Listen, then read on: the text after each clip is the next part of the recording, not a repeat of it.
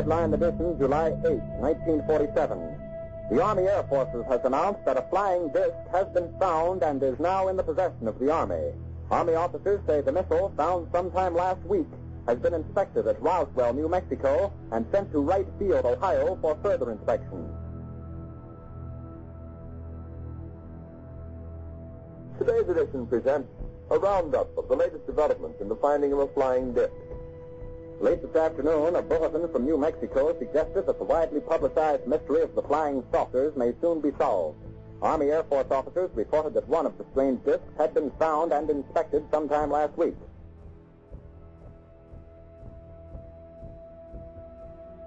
Our correspondents in Los Angeles and Chicago have been in contact with Army officials endeavoring to obtain all possible late information. Joe Wilson reports to us now from Chicago. The Army may be getting to the bottom of all this talk about the so-called flying saucer. As a matter of fact, the 509th Atomic Bomb Group headquarters at Roswell, New Mexico, reports that it has received one of the discs, which landed on a ranch outside Roswell. The disc landed at a ranch at Corona, New Mexico, and the rancher turned it over to the Air Force. Rancher W.W. Brizell was the man who discovered the saucer. Colonel William Blanchard of the Roswell Air Base refuses to give details of what the flying disc looks like. In Fort Worth, Texas, where the object was first sent, Brigadier General Roger Ramey says that it is being shipped by air to the AAF Research Center at Wright Field, Ohio. A few moments ago, I talked to officials at Wright Field, and they declared that they expect the so-called flying saucer to be delivered there, but that it hasn't arrived as yet. In the meantime, General Ramey describes the object as being of flimsy construction, almost like a box kite. He says that it was so battered that he was unable to determine whether it had a disc form, and he does not indicate its size. Ramey says that so far as can be determined, no one saw the object in the air, and he describes it as being made of some sort of tinfoil. I think at last count, I had spoken to around 4 dozen people who handled various aspects of the debris. The most dramatic is the foil-like material that you could wad up in a ball and let it go and it would unfold itself.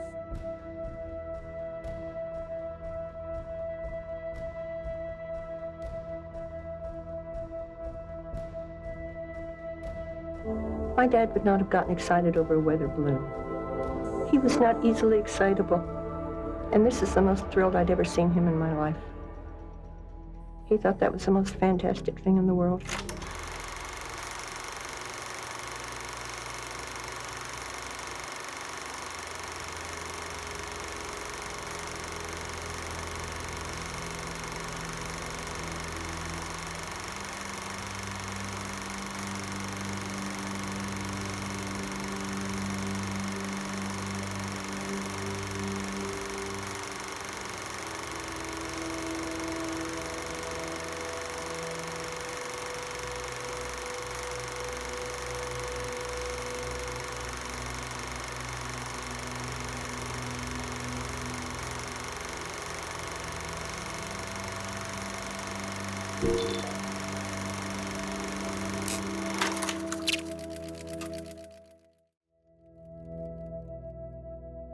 Ray Santilli changed his story in 2006.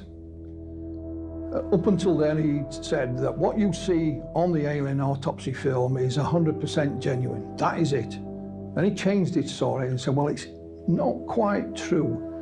A lot of the film, when we took it out of the canister, had degraded.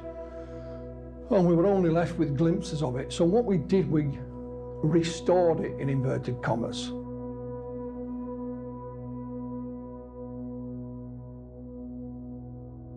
So what you actually see is a restoration, and he compared it to when you restore a painting or a fresco or an old tapestry or whatever.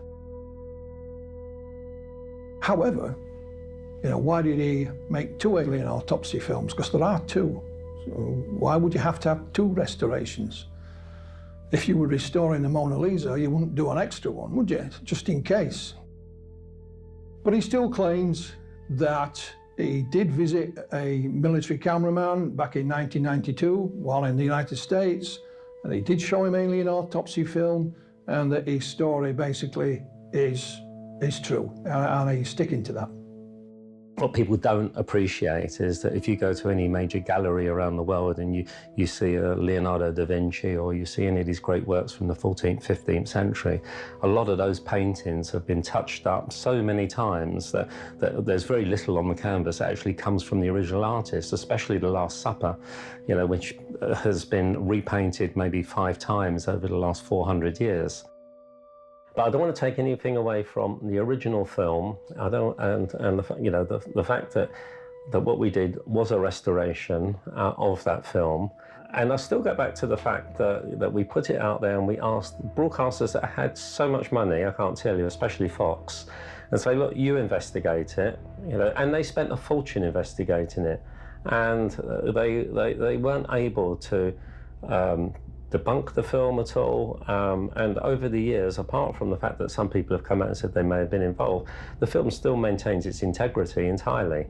And with the release of the CIA papers recently, I think there's no doubt that what happened in 1947 is something that needs to be investigated, and people should really take seriously.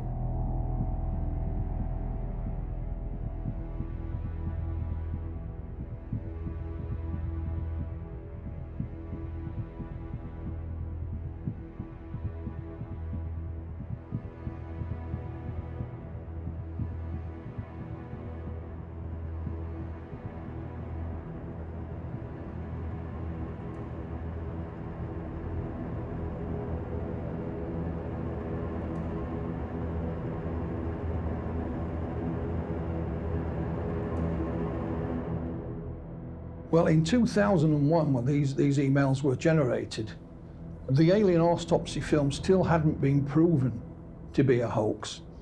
UFO researchers in general accepted that it probably was a hoax, but Santilli was still sticking with his original story. He hadn't changed it at that point. So why Kit Green and others and Bigelow became interested in it is a mystery at the moment. I don't have an answer for that at all. When we look at US billionaire Robert Bigelow, he's had a long-running interest in UFOs and still does today. And Bigelow had an organization called National Institute of Discovery Sciences. He employed a number of scientists to work and study UFOs. And it was largely applauded by the UFO community, but there were always, you know, some people who were suspicious. The way I'd look at the memo is that if this is going to the boss, Mr. Bigelow himself, he's the man that, you know, presumably paid these gentlemen for their work. Would you really want to upset the apple cart? I don't know if you would or not. There could well be a possible conflict of interest, and that's something that I don't think's been taken into account. And it's something that I personally think could well be an explanation for the content, or part of the content at least, for this email.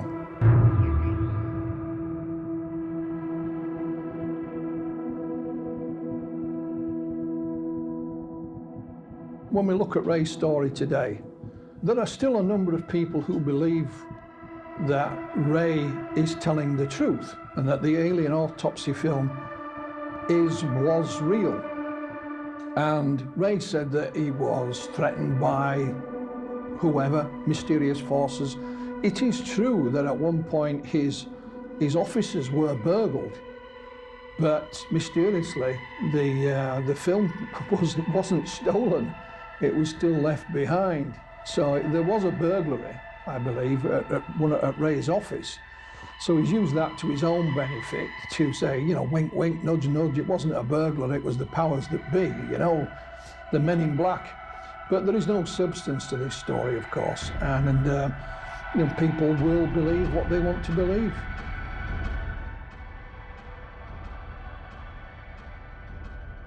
When we look back on the alien autopsy film and the various parts of it, Ray changed the story on a regular basis. First told us the tent footage was taken out in the desert. That was pulled. No, it was all a hoax done on me. you're going to release all the footage. Well, all of the footage wasn't released. You have one autopsy released. Why won't you release the other one? Oh, well, the German investor who paid the money for it, he wants to keep that for himself. That was another change in the story. If you look at Ray's own leaflet that he produced to publicise his own video that he had for sale, on the back of it, it quite clearly says, I cannot verify any of this as being authentic, you know? So he's, you know, the story has changed down the years, and I dare say, you know, if it crops up again, it'll change again. We shall see.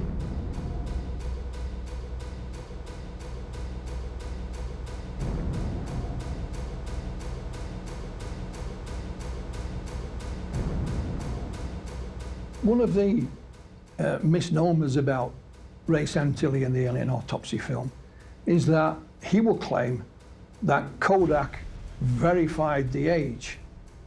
That is not true. Kodak only ever saw pieces of film that had the edge code on it, the edge code being a triangle and a square.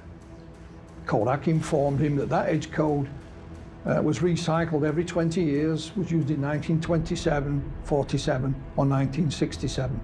Kodak at no time did see any film with any image of either the creature or the debris film, so they never verified its authenticity. Ray Santilli recently, for example, claimed that Kodak wouldn't analyze the film because they didn't want to get involved in the controversy. This is not true. You know, I personally spoke with Kodak in the UK, which is in Hertfordshire. They would gladly have tested the film for its age. They would not have commented on what the film may or may not have shown, but they would have analysed it for its age. And what is ironic is that Ray Santilli didn't live that far away from them. He could have taken it around and delivered it, you know, in person. Kodak even said, we'll even get the British Film Institute involved, because they are experts in handling and restoring and, you know, commenting on old film. But none of that happened, of course.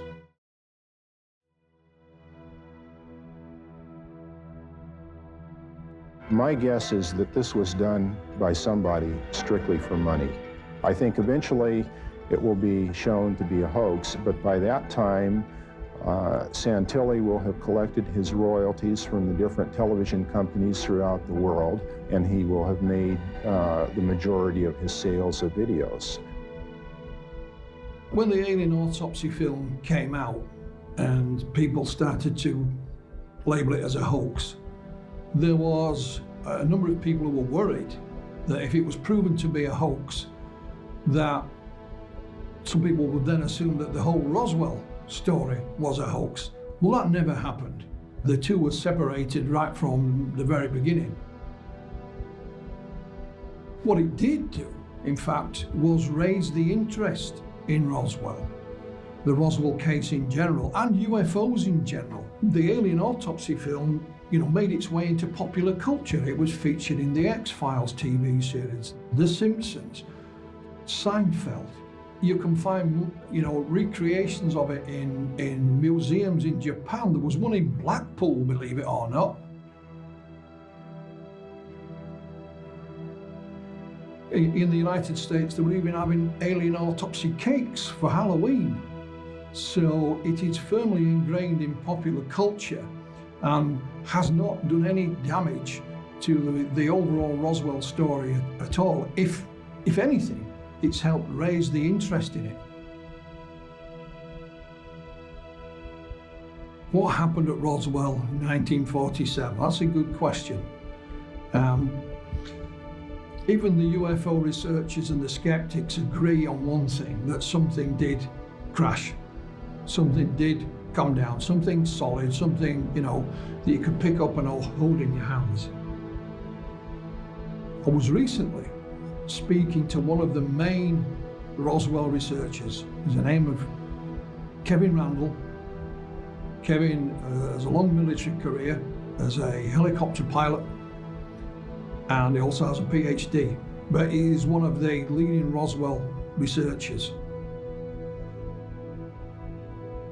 Kevin did a sort of a cold case review, if you like, just recently of the evidence and the witnesses who claim to have seen bodies at Roswell. And he's come to the conclusion that it's not as solid as we might first have imagined. So for someone of Kevin's stature to do that and say that is quite a revelation. However, he went on to say that he could find no conventional explanation for what happened at Roswell, i.e. a rocket, a balloon, a mogul balloon, or anything else you can think of. He looked very hard to try and find a conventional explanation, but he couldn't find one. None that would match what the eyewitnesses were saying to him, and none that would, in his opinion, lead to the instigation of a cover-up. When you look at all the evidence for Roswell, I think it still remains a bit of an enigma. There is no evidence that can ultimately prove it was not of this earth. If it was there, wouldn't that be fantastic? But it's not. It remains just out of your grasp. You think, well, maybe, but no. Same goes with conventional explanations. There were those that were absolutely adamant this was Project Mogul. But when you look at the files of Project Mogul, the balloons that were due to be released that day weren't released because there was bad weather. And of course, what happened in Roswell was supposed to have happened during a thunderstorm. So that would kind of make sense. Same with the V-2 rockets that were, recovered from the Germans at the end of the Second World War. They were all accounted for, nothing went astray. There's no atomic bombs fallen where they shouldn't have done.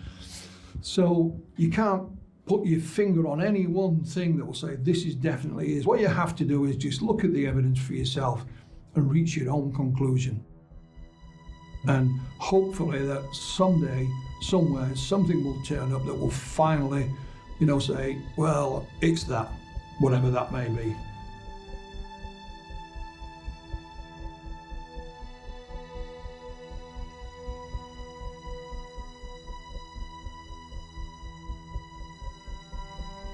There actually have been, and may now be present in the Earth's atmosphere, strange aerial objects.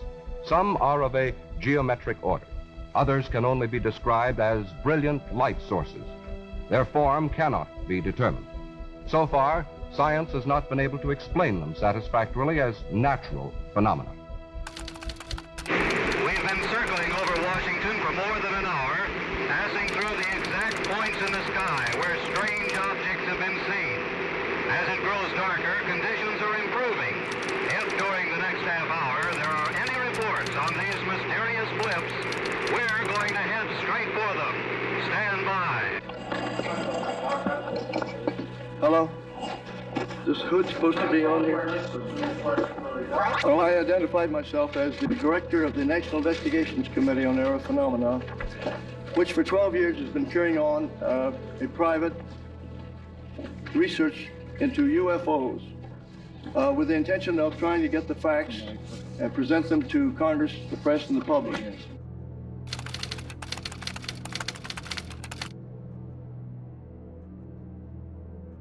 I won't call it a conspiracy because that would mean that they were immediately at the start making an arrangement with the Air Force. I think that possibly the Air Force was aware of Dr. Condon's negative attitude and did not think that he was going overboard toward a positive answer. I think that this report is extremely flimsy. It's such a meager operation. It evades a number of cases in which the Air Force itself said there was no explanation. I'm going to introduce first Dr. McDonald for a brief statement, and Dr. Saunders, and then we'll throw it open for questions. It began to hit me that Dr. Condon has apparently not read his own material very carefully, and that would, again, I'm afraid, be consistent with his general remoteness from what really went on in the project. I say that because when we tallied First of all, the 59 major cases numbered and identified in the report, we found that the percentage of unexplained cases with which the Condon Committee is left at the end of their scrutiny is 5 to 6 times larger than the percentage of unexplains that Project Blue Book, Air Force Project Blue Book, has been talking about for the last 10 years. They have said 1 to 2, 3%. The number has varied from year to year, Project Blue Book. Of the 59 cases, a fraction of about 1/6 are unexplained in this sample. Furthermore, in a sample of 35 that's in another part of the report, Gordon Thayer, a very competent radar propagation and optics man, has gone through. 20% of those cases are unexplained. So here we have a strange situation of the Air Force going along saying for 15 or so years that the unexplained percentage is only 1 or 2%. My own view of the problem is that it ought to be about 25 or 30% when you look at the Air Force cases. But giving Dr. Condon this assignment, and he goes through the whole thing, and you do an actual tabulation, which he doesn't seem to have done, and you find his percentage of unexplains is 5 to 6 times larger than the Air Force. And yet, what is his principal recommendation? The principal recommendation that Dr. Condon has come through with is there's nothing of scientific interest that warrants further attention on the part of the federal government here in any major way. He recommends dropping the whole problem. We looked at their files. Interviewed now about 400 or 500 witnesses, have been at it a couple of years, and I am one scientist who has been forced farther and farther to the position that the extraterrestrial hypothesis, but I underscore that word hypothesis, is the most probable hypothesis. I'm ready to throw it over when I see something that categorically rules it out, but this is my position.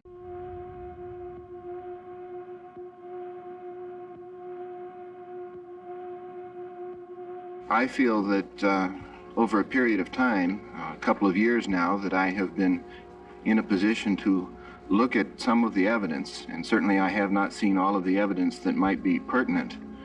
I too have been driven in the direction of recognizing that there are cases that are not explainable in conventional terms. This at least leaves us with the existence of a real UFO. Beyond that, there is the question of whether some of these real UFOs may be under intelligent control. Again, at the present time, I would say that I have seen evidence that is readily interpretable in such terms, but which may also be susceptible of other interpretation. I talked with Dr. Condon so many times, and he said he was always misquoted, but every time he was misquoted, it was always in the one direction. We also have statements from people who were present at the meeting. One of them is a scientist where he told a lot of these funny contactee stories and so forth, and the scientist said that at no time gave any indication of a serious approach to it, and it was obvious if he kept on that way it was going to be a negative report. I happen to have spent some time in the past year making a study of the nature of the kinds of points of view that one can have toward this problem. My conclusion in that area is that there are in fact 5 different points of view that one can have towards this problem. One of these I would label as prejudiced. A second one I would label as being party line. A third one I would label as being skeptical, and by that I mean open-minded. A fourth one would be that point of view of the believer, and a fifth one is the point of view of the contactee. Contactee, the individual who operates on the assumption that it is possible to communicate with the occupants of flying saucers or UFOs or whatever you choose to call them. Now, within this framework, we can recognize 2 points of view which are generally opposed to the reality of the UFO phenomenon, and 2 points of view which start from the assumption that the phenomenon is real. And 1 point of view, which I listed in the middle, which starts from the assumption that reports are real and may contain information that is of some potential value. Now, I've been asked to identify myself, and by now it should be obvious that I would prefer to be regarded in that middle point of view. The believer is someone who accepts the idea that there are real UFOs and directs his attention to the question, why are they here? What are they doing? What do they want from us? What are their motivations? There is the assumption of intelligence or intelligent control, but not necessarily the assumption of direct communication between these intelligences and our own intelligence. A non-believer would be someone who did not believe at all in anything connected with UFOs, same way I used to be, thought it was nonsense, complete nonsense. It took reading hundreds of reports and talking with hundreds of witnesses, many pilots and others, before I was convinced. Now let's say that, all right, you don't have to prove the extraterrestrial answer, but here are reports that prove there have been devices under intelligent control, seen, tracked by radar, sometimes simultaneously tracked by 2 radar stations to get a fix on it. Now, one is often enough, but when you get 2 that confirm identically what is seen visually, that's a pretty tight case. Now, the most probable answer was observation by extraterrestrial beings or controlled machines making observations of the Earth. Now, this is exactly what the Air Force said in 1948. They've had a top secret estimate of the situation which said that these things were interplanetary devices. And they've denied it for years, but it was admitted in a letter to one of our subcommittee chairmen. Even if there was such a letter, it in essence was unimportant because it represented lower level thinking that was overruled as not being well supported at a higher level. It was overruled because the chief of staff said that it was certainly risky to put out such a statement when you could cause a lot of excitement and perhaps even panic. You have no answers to what the things might be, whether there was any hostility involved, and I don't know of any evidence there is, but at least it was overruled. But the point is that they denied it all that time. If the National Academy of Sciences had put 1/10 as much time into investigating these things and collecting reports from competent people, I mean daylight sightings of machines, not merely lights seen at night in the sky, formation, changing formation, radar scopes showing the formations and showing objects switch from one to the other, all of which were immediately classified by Air Force regulation. If they'd spent any time looking into it, they wouldn't have made that statement. Now, I was a skeptic too. It took me almost a year before I stopped laughing about it. What it should boil down to is this: an open investigations, independent of any government agency. Maybe the government would have to provide some, but there should be some way of making it open so there would be no chance for charges of being biased, to find out what is back of this. Have we been contacted by extraterrestrial life? There is no right or wrong answer to that question. We could have been, quite possibly.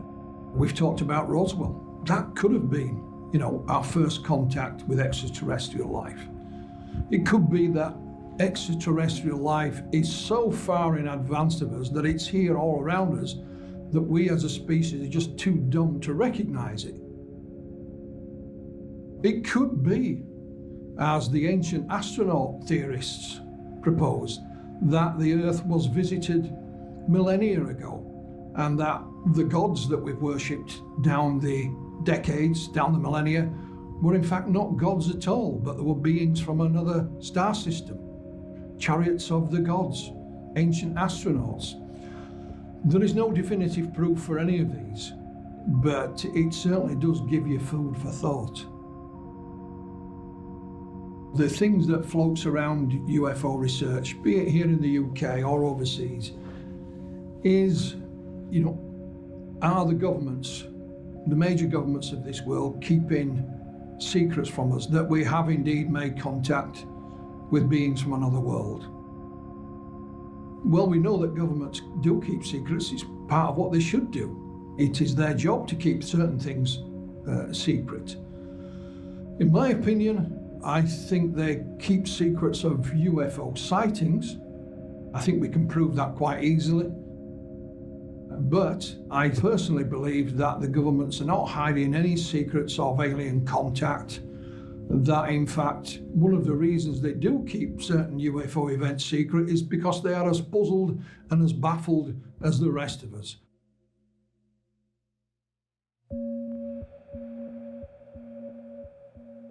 The things that make us, the chemicals that make us and our Earth, they are in abundance, you know, throughout the universe.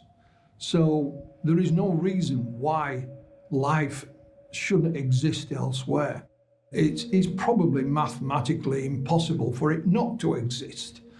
That doesn't mean, of course, that it's contacting us here on Earth, here and now. As our science stands at the moment, the visible universe is 48 billion light years across. And within that universe, there are an estimated 2 trillion galaxies.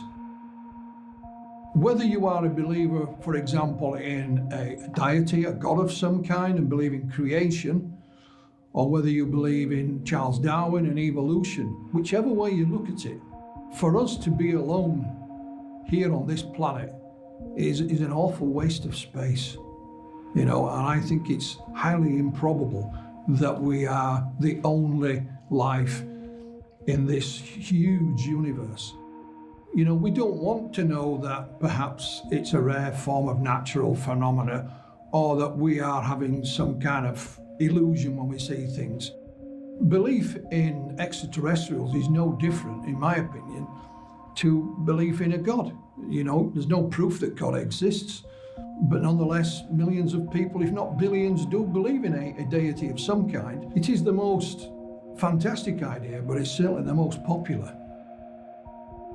As the days go by, we're finding more and more extrasolar planets. We're finding out more about our own solar system. I think if you were a gambling man, you'd lay odds that the planet Mars at one point did host life, albeit maybe just bacterial life, but life nonetheless. The question is, are UFOs ET vehicles visiting the Earth? That's an even bigger question. The proof for that is not yet there. There's a lot of evidence, but not proof. So I'll continue along until perhaps, you know, I'm convinced one way or another. The biggest truth about Roswell is that something did crash there. Whether you're a skeptic or a believer, they all agree on one thing, that something crashed at Roswell in early July 1947. The other big fact is that the United States Air Force have changed their explanation for what happened at Roswell at least 3 or 4 times. So that's a real fact. And it makes you wonder if they're going to change it again at some point in the future. Well, we shall see. When you look at the ways and the reasons why the United States authorities have changed their explanations for what happened, it's always been as a result of what the UFO researchers have uncovered. So they've changed their explanation to try and do away with the information that's been uncovered by colleagues of mine in the States and things like that. One of the things they always denied at Roswell is that there was no bodies there. This was Project Mogul. There was no bodies, no dummies. It was just equipment that was used on it. However, after the alien autopsy had been shown around the world, they came up with an explanation for the bodies for the first time, saying these were anthropomorphic dummies used for parachute testing. But they weren't used until the early 1950s, so they even got the wrong decade with that. When you see these dummies, they look pretty much like you and me. They're just made of wood. They came up with an explanation because of what was happening elsewhere in UFO research.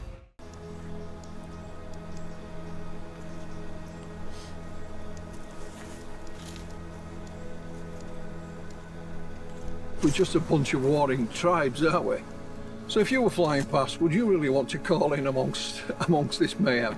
Perhaps not, which is a shame, because when you see the Earth from space, it is a beautiful looking place. It really is. It does look like paradise. Something did crash at Roswell. You know, even the authorities in the US admit that. The thing about Roswell is that it's a bit of a dilemma, because you cannot find any man-made item, vehicle, balloon, rocket, whatever, that would account for what happened and account for the eyewitnesses' testimony or what they described. On the other hand, when people claim that alien bodies were found, when you examine their testimony, it's usually second or third hand testimony, and it just doesn't add up. It's just out of your grasp. So even if you're a skeptic, you can't positively prove it was a balloon or a crashed rocket from White Sands, or if you believe it was an extraterrestrial. Again, you haven't quite got that proof. So you lie somewhere in the middle, and that's why people still continue to research it, of course.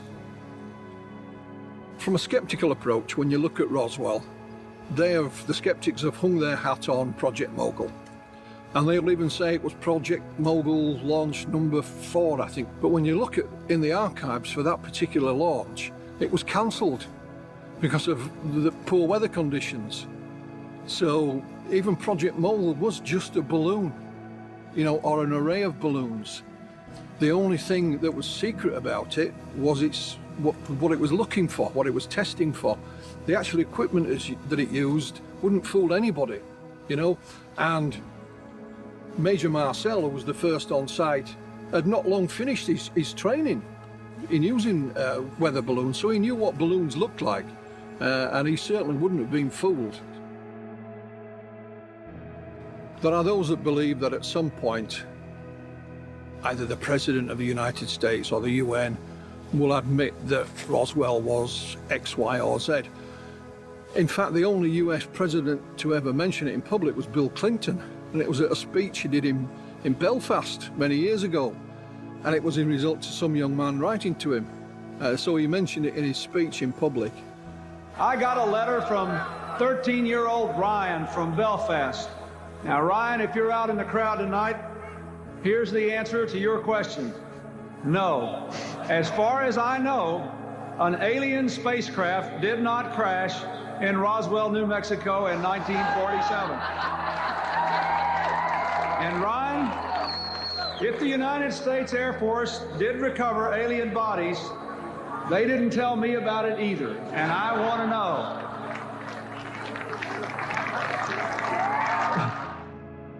I doubt we'll ever hear any official statement other than what we already have.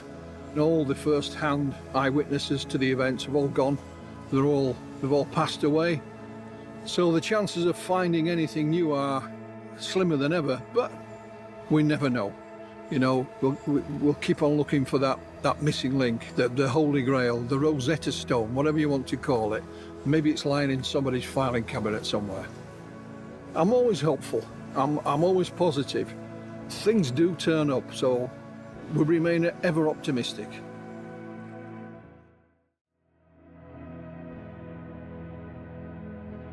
My whole take on the alien autopsy film and new leaks, new evidence and so on takes me back to when I first met Spiros Malaris.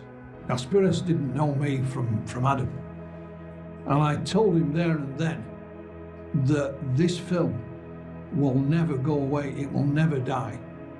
And he thought I was nuts. But now he agrees with me. It will never go away, it will never die. No matter what happens. There are those, as I've said, believe it's real, that Ray Santilli has been silenced. So even if Ray stood up tomorrow and said, I'm sorry guys, but it really was a hoax, and Spiros Malaris and John Humphreys and co really did make it, and it was filmed in a flat in Camden, and Keith Bateman did indeed make the tent footage in a farm in Bedfordshire, there would be those that would not believe him.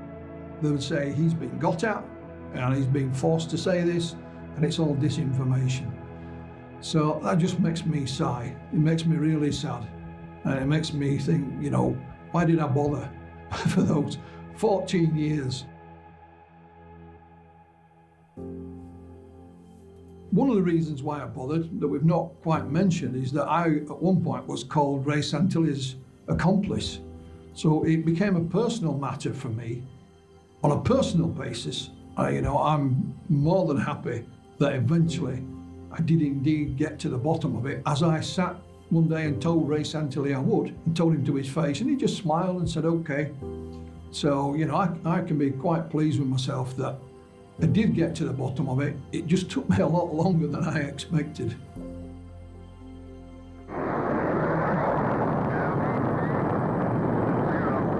When I first became interested in the UFO subject, I had a number of questions, but one overrode them all, and that was, were UFOs real? Tranquility Base here. The Eagle has landed.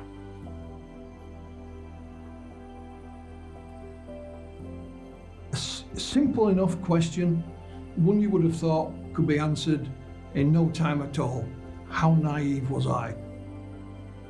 I'd pretty much given up on the paranormal at that point because it always seemed to be out of your grasp, nothing physical. And I wanted something that I could study and put under a microscope. And after all these years of research and investigation, when we look at the Roswell incident, as it's more commonly known, it could well be that that is the best case that has the best answer for showing that perhaps in the desert of Roswell, New Mexico, in 1947, we had first contact with beings not of this earth. Well, there you are. Is that convincing that we have interplanetary visitors in our midst?